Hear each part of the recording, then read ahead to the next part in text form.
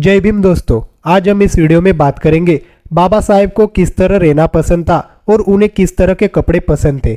बाबा साहेब को महंगी पोशाकें, बेहतरीन ढंग से सिले ऊनी और सूती सूट बहुत पसंद आते थे।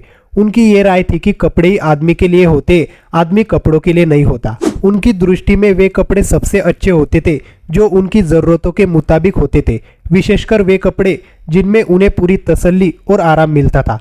कोई भी व्यक्ति उन्हें कोई नया फैशन अपनाने और दर्जी बदलने का कितना भी आग्रह कर लेता, वो अपने पुराने दर्जी से संतुष्ट थे और उसे बदलने के लिए कभी राजी नहीं हुए। इस तरह की बातों में उन्हें मजा आता था और वो खूब जोर से हंसते थे।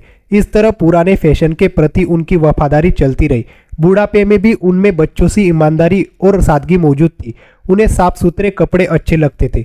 जब वो उच्च स्तर की पढ़ाई के लिए लंदन में थे तो उन दिनों वो कपड़ों पर बहुत कम खर्च करते थे और अपने बचाए पैसों से अपने आजीवन साथी यानी पुस्तकों की खरीदारी करते थे।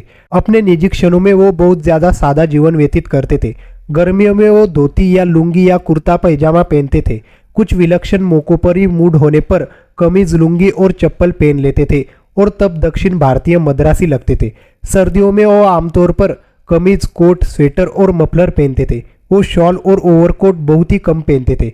वैसे औपचारिक समारोह में वो अवसर के उपयुक्त पोशाक ही पहनते थे। तब वो सूती या ऊनी सूट, हेट, फेल्ड कैप या कैप जैसा भी मौका होता था पहनते थे। साथ ही वो शिष्टाचार का भी बहुत ध्यान रखते थे। बहुत ही कम मौकों पर वो अचकन पहनते थे। एक और मौके पर उन्होंने जूडे कॉलर वाली कढ़ाई की हुई कमीज पहनी थी।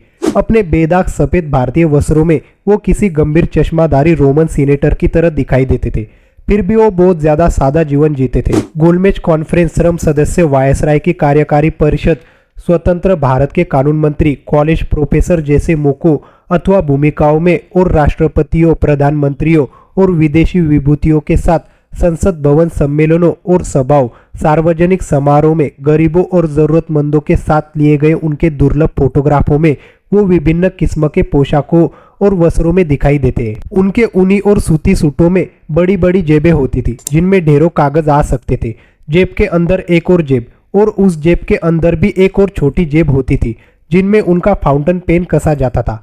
और ये एक और अतिरिक्त आकर्षण की बात होती थी। उनकी अलमारियों में किस्म किस्म के hate, cap, felt hate, neck tie और कॉलरों के अलावा खूबसूरत और मजबूत छड़ियां भी सजी रहती थी। साल पर साल बीतते गए तो उनके वर्षों पहले सिले गर्म सूट ढीले पड़ गए क्योंकि लंबी बीमारी के कारण उनकी भव्य काया ही सिकुड़ गई थी। इन्हें दोबारा सिलवाया गया। जिस दर्जी को इस काम पर लगाया था उसे उनके साथ बहुत मुश्किल पेश आई क्योंकि वो कुछ बदलाव के लिए हिदायतें पर हिदायतें देते चले जाते थे। कभी कभी वो दर्जी को अपने कमरे में बुला लेते थे या फिर उसकी दुकान में ही जा धमकते थे और कुर्सी में जमकर उसे कुछ देर हिदायतें देकर चले आते थे।